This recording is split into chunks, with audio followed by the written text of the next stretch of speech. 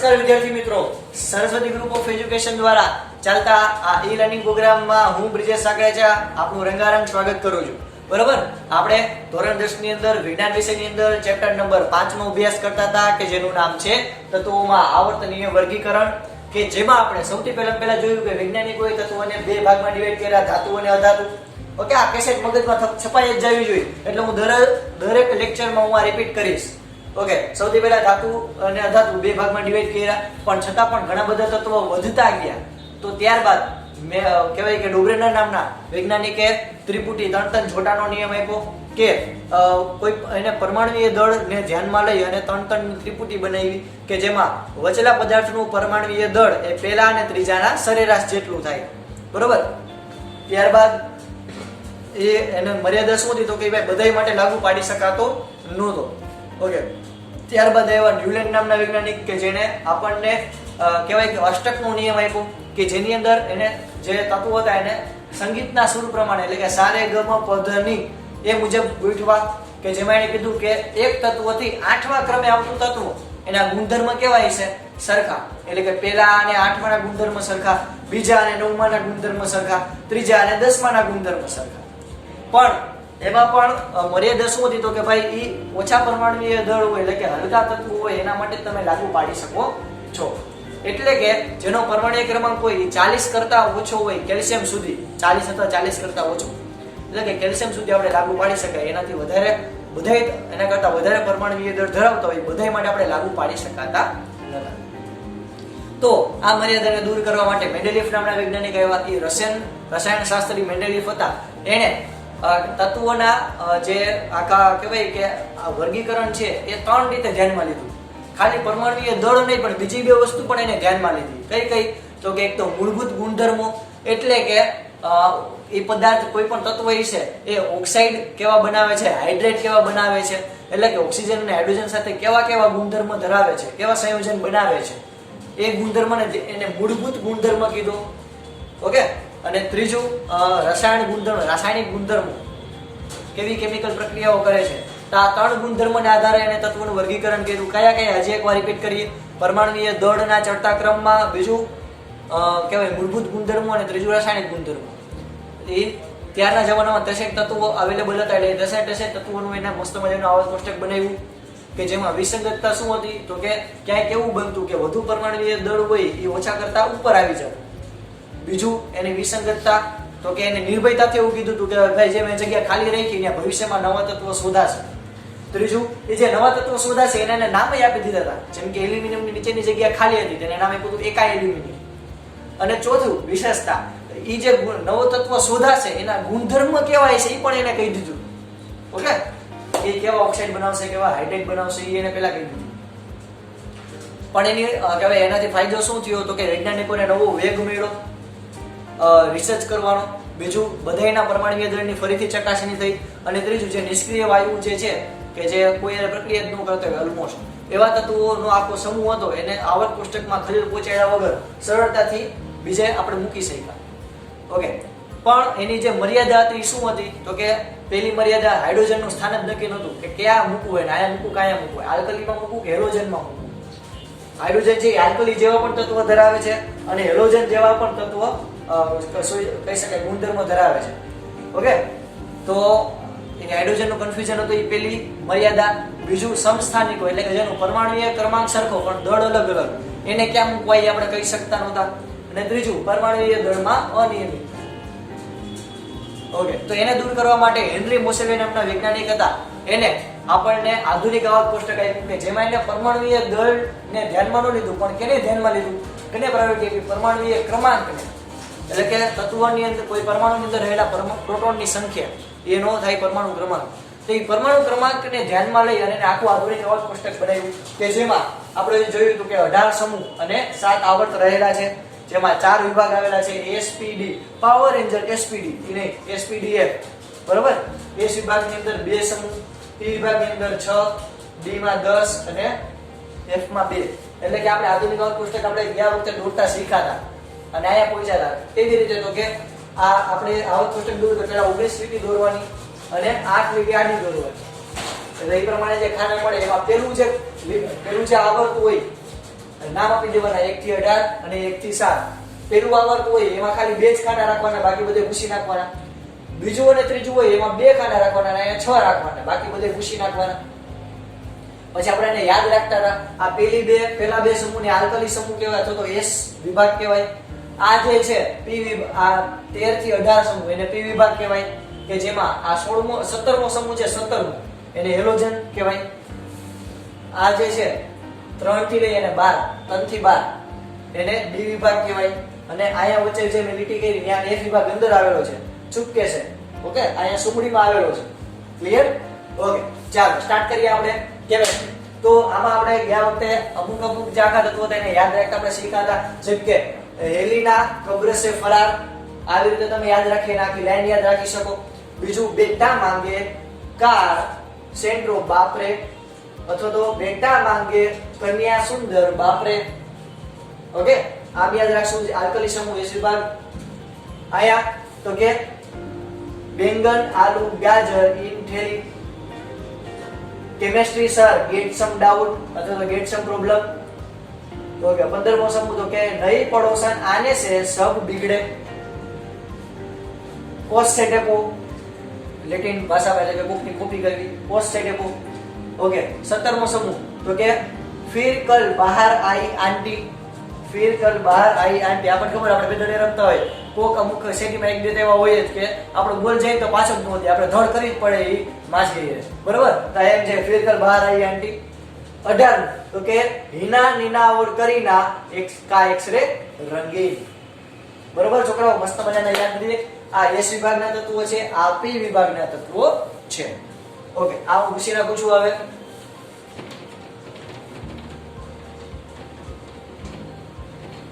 ચાલો છોકરાઓ, તો આ S વિભાગ અને P વિભાગ યાદ રહ્યો. હવે આપણે કેની વારી લેશી? તો કે ભાઈ D વિભાગની વારી લેશી.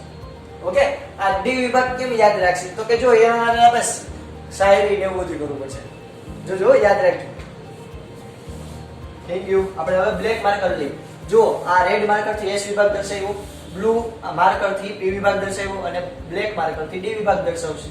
તો આમાં આપણે કહીશું શું? તો કે સુનો तुम विवाह कर लो मुझसे.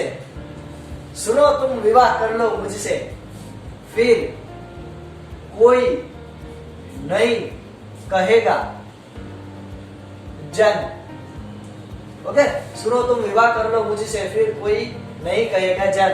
આને એટલે જ તમને શીખવાડ્યું છે, આપણું મેઇન ફોકસ સ્ટડીમાં જ રહેવું જોઈએ. બરોબર? તમને ટૂંકમાં સારી રીતે યાદ રહે એટલે મેં તમને શીખવાડ્યું છે. સુનો તુમ વિવાહ કર લો મુझसे, फिर कोई नहीं कहेगा जन. હજી આપણે લખી નાખી તો કે આપણે લાઈન દર્શાવશી. સ્કેન્ડિયમ, ટિટેનિયમ, વેનેડિયમ,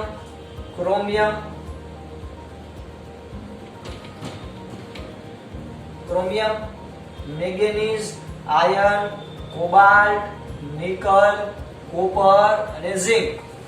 ઓકે, કેમ યાદ રાખશે? તો કે સુનો તુમ विवाह कर लो मुझसे, फिर कोई नहीं कहेगा.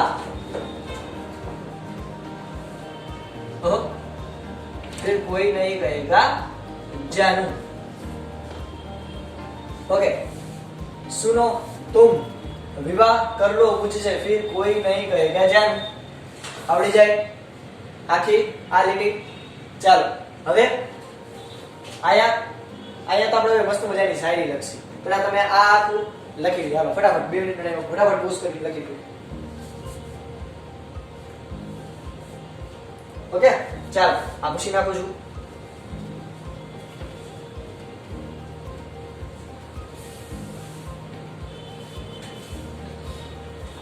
હવે જો આપણે મસ્ત મજાની શાયરી લખો. શું? તો કે ये जिंदगी नहीं मोहब्बत. કારણ કે ભાઈ આપણે કોઈકને વિવાહનો પ્રસ્તાવ વેચી તો પેલા કંઈક આપણે પ્રપોઝ તો કરવું પડે ને, કંઈક દેખાડવું તો પડે ને. એ કરી ये जिंदगी नहीं मोहब्बत तुम्हारी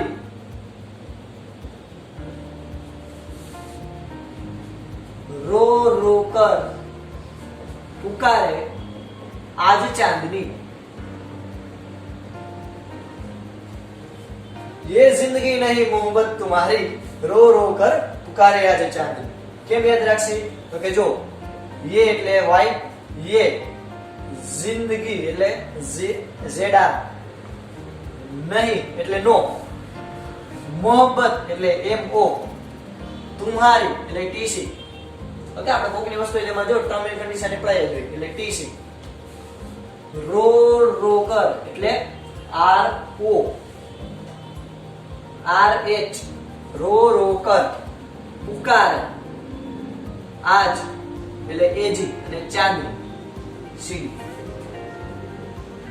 ઓકે, તો અહીં લખી Y એટલે કે ये जिंदगी नहीं मोहब्बत तुम्हारी, ये जिंदगी नहीं मोहब्बत तुम्हारी, क्या तुम आए रो रो कर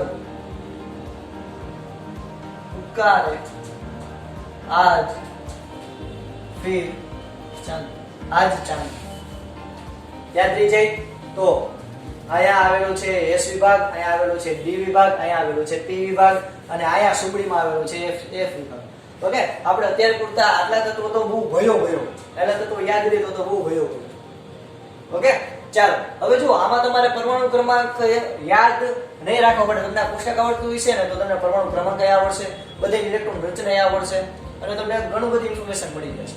ફોર એક્ઝામ્પલ જો હવે લાઈનમાં હું બોલું છું બધા તત્વોના નામ કેવી રીતે, તો કે ભાઈ hydrogen, helium, lithium, beryllium, boron, carbon, nitrogen, oxygen, fluorine, neon, sodium, magnesium, aluminium, silicon, phosphorus, sulphur, chlorine, argon, potassium, calcium, scandium, titanium, vanadium, chromium, manganese, iron, cobalt, nickel, copper અને ઝિંક।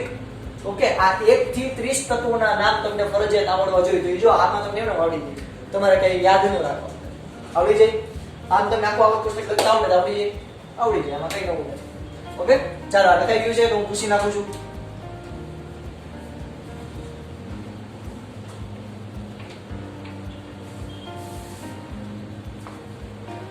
ચાલો છોકરાઓ, આપણે મસ્ત મજાનો આપણે આવક કોષ્ટક છે એ ભણતા શીખી ગયા। હવે આ તમારે શું યાદ રાખવાનું, તો કે જો આ પહેલો સમૂહ છે એને કહેવાય આલ્કલી સમૂહ અને આ જે કહેવાય નિષ્ક્રિય આ જે છે સમૂહ એને કહેવાય નિષ્ક્રિય વાયુઓનો સમૂહ। જો હું તમને હવે બધા સમૂહની વિશેષતા કહું, આ સમૂહને શું કહેવાય, તો કે કહેવાય નિષ્ક્રિય વાયુઓનો સમૂહ।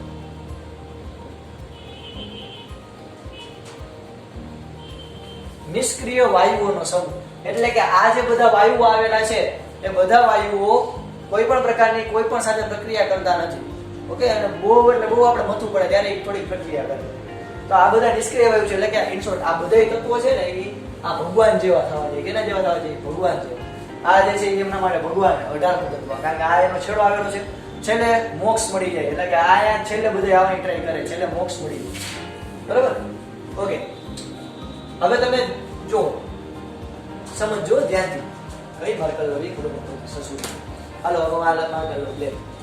આ hydrogen, lithium, sodium, potassium, rubidium, caesium અને ફ્રાન્સિયમ આ જે છે આ બધાય +1 એટલે કે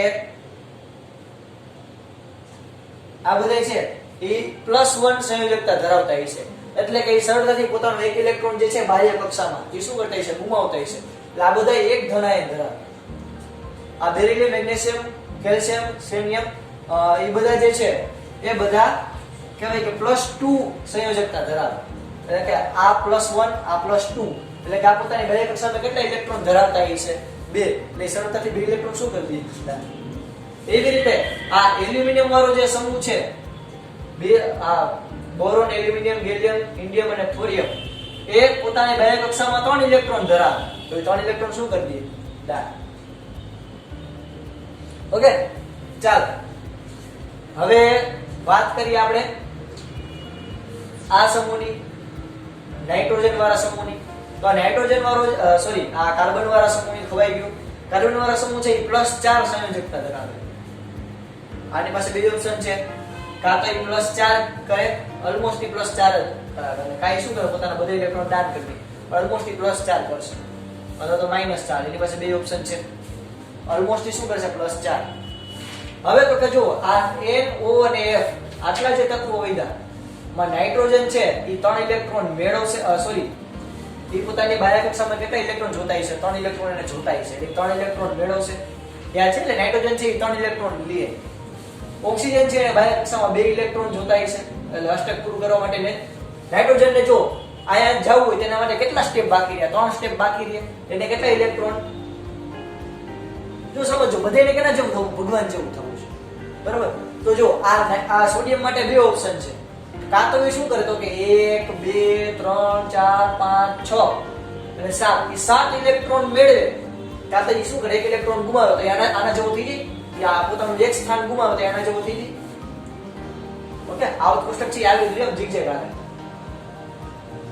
તો આ સોડિયમ આયા છે તો એની પાસે બે ઓપ્શન છે કાં તો એ આયા આવે અને કાઈ આયા આવે તેના માટે કયું હેરવું પડે તો કે એક સ્થાન ગુમાવે એટલે ડાયરેક્ટ આયા આવે ઓકે તો સોડિયમ છે એક ઇલેક્ટ્રોન ગુમાવશે એટલે આયના જે તત્વો છે એ પોતે એક ઇલેક્ટ્રોન ગુમાવશે અને એ ધરાયણ બનાવી અને આ બધી નિષ્ક્રિય અવયવ જેવી રચના ધારણ કરશે આ બે ઇલેક્ટ્રોન ગુમાવી અને નિષ્ક્રિય અવયવ જેવી રચના ધારણ કરશે આ 3 ઇલેક્ટ્રોન ગુમાવી અને નિષ્ક્રિય અવયવ જેવી ઇલેક્ટ્રોન રચના પ્રાપ્ત કરશે આ 4 ઇલેક્ટ્રોન ગુમાવી ઓલમોસ્ટ હવે આના માટે શું સહેલું પડે તો કે નાઇટ્રોજન માટે જો 3 સ્ટેપ છે તો એ કઈ 6 ઇલેક્ટ્રોન મેળવે નહીં શું કરે સોરી 6 ઇલેક્ટ્રોન ગુમાવે નહીં 3 ઇલેક્ટ્રોન મેળવી લે એટલે -3 ઓક્સિજન તો જો હાવ નજીક હેલાવ એ તો ખાલી બે સ્ટેપ જ આગળ તો એ 2 ઇલેક્ટ્રોન મેળવી લેશે એવી રીતે સલ્ફર 2 ઇલેક્ટ્રોન મેળવી લેશે સેલેનિયમ 2 ઇલેક્ટ્રોન મેળવી લેશે ફ્લોરિન તો કે જો ફ્લોરિન તો એને તો લોટરી લાગી હાવ ભગવાનની બાજુમાં જ છે એ ખાલી 1 ઇલેક્ટ્રોન મેળવી લે એટલે ભગવાન છે એ ખાલી 1 ઇલેક્ટ્રોન મેળવી એટલે કેના જેવું થઈ ગયું ભગવાન છે તો તમને આખા બધા સમૂહની સંયોજકતા ક્લિયર થઈ છોકરાઓ આ જે છે એ +1 સંયોજકતા એટલે કે 1 ઇલેક્ટ્રોન ગુમાવશે આ +2 એટલે કે 2 ઇલેક્ટ્રોન ગુમાવશે આ 3 ઇલેક્ટ્રોન ગુમાવશે આ 4 ઇલેક્ટ્રોન ગુમાવશે અહીંયાથી ઊંધું નાઇટ્રોજન થી એની માટે 3 સ્ટેપ આગળ 3 સ્ટેપ આગળ છે સક્સેસફુલ એ 3 સ્ટેપ 3 ઇલેક્ટ્રોન મેળવશે આ 2 ઇલેક્ટ્રોન મેળવશે અને આ 1 ઇલેક્ટ્રોન મેળવશે હવે આખા આવર્ત કોષ્ટકમાં આ આલ્કલી સમૂહ છે એ આલ્કલી સમૂહ એવા છે કે જે સરળતાથી પોતાનો 1 ઇલેક્ટ્રોન ગુમાવી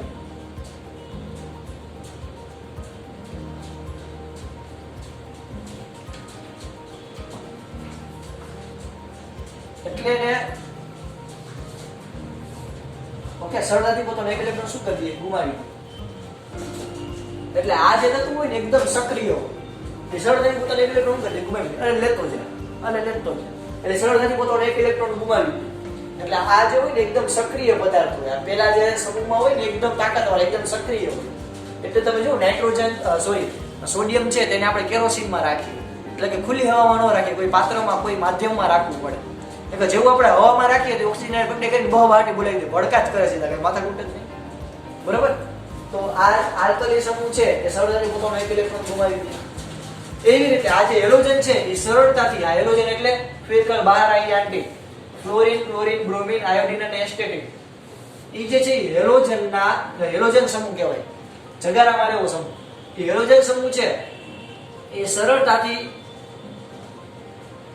1 ઇલેક્ટ્રોન મેળવે એટલે આ જે તત્વો છે એને કહેવાય યાદ રાખજો છોકરાઓ આ તત્વોને કહેવાય વિદ્યુત ઋણ તત્વો વિદ્યુત ઋણ એટલે તો કે આ બધે કહેવાય ને આ બધી ભુરાઈ પાર્ટી આ બધે સરળતાથી આ બાજુ આટા મારતો ને એનો 1 ઇલેક્ટ્રોન ફાટ કરતો લઈ લે માથા ભારે માનવી આ બધી બરોબર એટલે આ સરળતાથી પોતાનો 1 ઇલેક્ટ્રોન કોઈ ગમે પાસેથી એને 1 ઇલેક્ટ્રોન જોતો હોય આ બધા એને તો ખાલી ભગવાન જેવું બનવું એટલે શું કરે એને 1 જ ઇલેક્ટ્રોન જોતો આ તો આ બધા ગમે ત્યાંથી 1 ઇલેક્ટ્રોન મળે તો ખેંચી લે એટલે આ લોકોની વિદ્યુત ઋણ તત્વો કહેવાય એટલે કે એની વિદ્યુત ઋણતા વધારે હોય એટલે કે ઇલેક્ટ્રોન કોક પાસેથી ખેંચવાની ક્ષમતા કેવી હોય આ બધા આ જે સટરમાં સમૂહના તત્વો બહુ વધારે એમાં પણ સૌથી વધારે કહેવાય કે વિદ્યુત ઋણ તત્વ છે આ ફ્લોરિન આ વિલન દેખાય તમને એ સૌથી વધારે વિદ્યુત ઋણ તત્વ ફ્લોરિન સરળતાથી કોકનો 1 ઇલેક્ટ્રોન દેખાય અને ભૂરાયો થયો નથી ડાયરેક્ટ લઈ જ માથા કૂટે ઓકે ક્લિયર થયું આ ફ્લોરિન બ્રોમિન આયોડિન અને એસ્ટેટિન હેલોજન ક્લિયર થયું બધાયને ચાલો હવે હું અર્ધ ધાતુની વાત કરું હવે જો આ બે સમૂહ હોય છે આ ધાતુ હોય છે આ ધાતુ હોય છે એટલે કે સમૂહ હા આયા બધું છેલ્લે આયા નોટ જ લખતો જાવ, બધું તમારે તમારી બુકમાં લખવું પડશે આવી રીતે.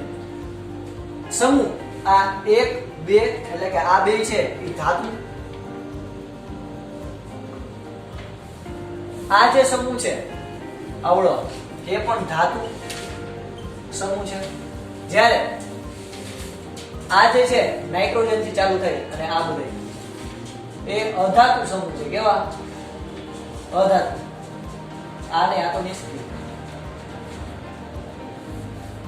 જે સરળતાથી પોતાનો એક ઇલેક્ટ્રોન દાન કરી દે, જે સરળતાથી દાન કરતા હોય ધાતુ, તો જો આ બે દાન કરે છે એટલે તો ધનાયન બનાવતા હોય, તો જે ધનાયન બનાવતા છે એ ધાતુ. આ કેવા? એ ઋણાયન બનાવે, તો જે ઇલેક્ટ્રોન મેળવતા હોય એ અધાતુ હોય. આ બધા અધાતુ, નાઇટ્રોજન વાળું કોલમ, ઓક્સિજન વાળી કોલમ, ક્લોરીન વાળી, આ બધી તો નિષ્ક્રિય, ભગવાનના ગણના મારા કે માથા કુટ જ નહીં. હવે તો કે વચ્ચે આવ્યો અર્ધ ધાતુ, કે નથી ધાતુ નથી અર્ધ ધાતુ. તો આ જે કોલમ છે એને આપણે કહીશું અર્ધ ધાતુ. પણ ખાલી આ જ કોલમમાં અર્ધ ધાતુ આવેલા નથી. ઓકે, આ કાર્બન છે તો આ કોલમમાં પણ અપવાદ છે. કેવી રીતે? તો કે જો આટલા તત્વો છે એ અધાતુ તરીકે વર્તાય છે. મેં તમને બેઝિક લેક્ચરમાં કીધું હતું કે આ કોલમ અર્ધ ધાતુમાં આવે, પણ એવું નથી છોકરો.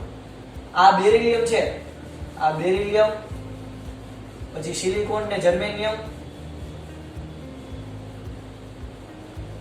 સોરી બેરિલિયમ નથી, આ બોરોન, બોરોન, સિલિકોન, જર્મેનિયમ અને યસ એસ્ટેટિન અને હજી એક આવશે આ બે. જેટલા મેં આ તમને રેડ ઝોન કર્યા એ શું છે કે આ જેટલા મેં રેડ ઝોન કર્યા ને એ અર્ધ ધાતુ તરીકે વર્તે. એટલે કે અહીંયા કાર્બન છે હકીકતમાં હોવો જોઈએ અર્ધ ધાતુ, પણ એ છે અધાતુ. ઓકે, આ બધા તત્વો છે આ એક પ્રકારની બાઉન્ડ્રી વર્તે. આ શું એક પ્રકારની બાઉન્ડ્રી? આ બાઉન્ડ્રી થી આ બાજુના બધા તત્વો છે એ કેવા છે? ધાતુ. આ બાઉન્ડ્રી થી ઓલી બાજુના બધા ગુણધર્મ, ઓલી બાજુના બધા તત્વો કેવા છે? અધાતુ. ક્લિયર છે છોકરાઓ? આ બાઉન્ડ્રી થી આ બાજુના બધા તત્વો ધાતુ, ઓલી બાજુના બધા અધાતુ. ઓકે, તો આવું કોષ્ટક તમને પૂરેપૂરું ડિટેલમાં સમજાણું મસ્ત મજાનું એવું હું ધારી લઉં. ઓકે, હજી પર આપણે બધા જે છે એને આપણે રિપીટ કરી લઈએ. શું? તો કે હેલીના કબ્ર સે બહાર, બેટા માંગે કાર, સ્કૂટર બાપરે, આયા બેંગન આलू गाजर इन ठेली, chemistry sir get some problem, night नई पड़ोसन आने से सब बिगड़े, पोस्ट से डेपो, फिर कल बाहर आई आंटी, हीना नीना और करीना का एक्सरे रंगीन. ओके, आया तो के सुनो तुम विवाह कर लो मुझसे, फिर कोई नहीं कहेगा जानू. ओके, ये जो सॉरी ये जिंदगी नहीं मोहब्बत तुम्हारी रो रो कर पुकारे आज चांदनी. ओके, तो આવી રીતે તમે આ આવત કોષ્ટકના તત્વો યાદ રાખી શકો છો. આ તમારે પ્રેક્ટિસ કરવાની છે. આજના હોમવર્કમાં આખું આવત કોષ્ટક તમારે 5 વાર લખવાનું છે આપણા શોર્ટકટની રીતે, તો જ તમને બધાને આવડશે. કેટલી વાર? 5 વાર. આજનું હોમવર્ક પહેલેથી કહી દઉં છું. ઓકે, આ જે બે સમૂહ છે એને કહેવાય આલ્કલી સમૂહ, સોરી આ જે સમૂહ છે એને કહેવાય આલ્કલી તત્વો. આ સમૂહ 1 ના તત્વો અને 2 ના તત્વો એ વધારે સક્રિય હોય. એમાં પણ આખા આવત કોષ્ટકમાં સૌથી વધુ સક્રિય તત્વો કયા? તો કે આ આલ્કલી સમૂહ. ઓકે, આ બે તત્વોને S વિભાગના તત્વો કહેવાય, આને P વિભાગના તત્વો કહેવાય અને D વિભાગના તત્વો. આની સંયોજકતા +1 છે, એટલે કે સરળતાથી પોતાનો એક ઇલેક્ટ્રોન ગુમાવી દેશે. આ સરળતાથી પોતાનો 2 ઇલેક્ટ્રોન ગુમાવી દેશે. આ સરળતાથી પોતાના 3 ઇલેક્ટ્રોન ગુમાવી દેશે. આ 4 ઇલેક્ટ્રોન ગુમાવશે તો 4 ઇલેક્ટ્રોન મેળવશે. બે પોસિબિલિટી ખરા. ઓકે, આ તો કે 15મા સમૂહથી 17મો સમૂહ તો કે અધાતુ તરીકે કામ કરે. ઓકે, અને પછી નિષ્ક્રિય એટલે કે આ -3 મેળવશે, કારણ કે જે 3 સ્ટેપ આગળ છે ભગવાન બનવા માટે. એટલે -3, આ -2 અને -1. ઓકે, હવે તો કે આ તો એક બાઉન્ડ્રી આપણે દોરશી આવડિયા કે જે અર્ધ ધાતુ દર્શાવે છે. તો આ અર્ધ ધાતુ થી આ બાજુના બધા તત્વો છે ધાતુ અને ઓલી બાજુના એટલે કે આલીપા બધા ધાતુ, માલીપા બધા અધાતુ. ઓકે, આ બાઉન્ડ્રી થી આલીપા બધા ધાતુ, માલીપા બધા અર્ધ ધાતુ. ઓકે, આ સમૂહને કહેવાય આલ્કલી સમૂહ. એવી રીતે આ સમૂહને કહેવાય હેલોજન સમૂહ. આ હેલોજન સમૂહ હોય એ સૌથી વધુ ઇલેક્ટ્રોનને ખેંચવાની ક્ષમતા ધરાવે. એમાં પણ ફ્લોરિન હાવ ગાંડો ઘુરાયો થાય, કોઈ પણ ઇલેક્ટ્રોન આજુબાજુ દેખે તરત ખેંચી લે અને નિષ્ક્રિય વેવ જેવો થવાની ટ્રાય કરે. તો આ હેલોજન તત્વો સરળ ઇલેક્ટ્રોન મેળવે એટલે વિદ્યુત ઋણ તત્વો કહેવાય. તો તમે ધ્યાનથી અવલોકન કરો છોકરાઓ. તો સમૂહમાં તમે ડાબી બાજુથી જમણી બાજુ તરફ જાઓ તો ધાતુનો ગુણધર્મ, ધાત્વિય ગુણધર્મ ઘટે કે વધે? તો કે ધાતુ બનવાનો ગુણધર્મ શું થાય? તો કે ઘટે. એટલે સમૂહમાં ડાબી બાજુથી તમે જમણી બાજુ તરફ જાઓ તો ધાત્વિય ગુણધર્મ એટલે કે ધાતુ બનાવવાનો ગુણધર્મ ઘટે. કેમ ખબર પડી? તો કે આ ઉપર નથી, ડાબી બાજુથી જમણી બાજુ જાઓ તો ધાતુનો ગુણધર્મ ઘટે. શું કામ એવું થાય? તો કે જો અહીંયા બધે ધાતુ છે, તો આમ પોતા છેલ્લે બધે કેવા થઈ ગયા? અધાતુ. તો ધાતુય ગુણધર્મ ઘટે. ઓકે, આ બધા ગુણધર્મોની આપણે ચર્ચા નેક્સ્ટ લેક્ચરમાં કરીશું. તો આપણે આજ અહીં સુધી રાખીએ છીએ. બધું રંગેરંગ બધું લખેલું છે, બધું તમારી બાકી બુકમાં લખવાનું છે રંગબેરંગી પેનથી. અને આજનું હોમવર્ક તો કે બાકી બુકમાં એકવાર લખશો. આ ઉપરાંત 5 વાર તમારે આખું પુસ્તક રેડી કરવાનું છે. આજ સુધી રાખીએ. જય ભારત, જય હિન્દ. લખી લેજો છોકરાઓ.